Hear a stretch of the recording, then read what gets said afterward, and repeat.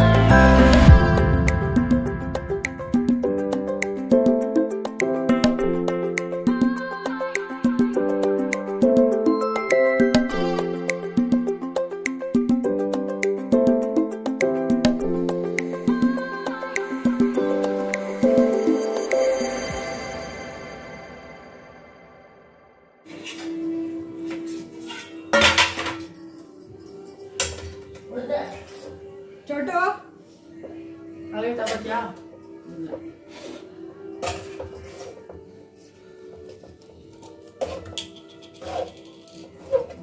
ನೀರು ತಾಣಿದಲ್ಲ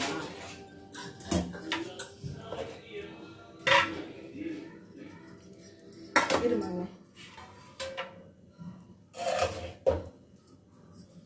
ಸ್ವಲ್ಪ ಸ್ವಲ್ಪ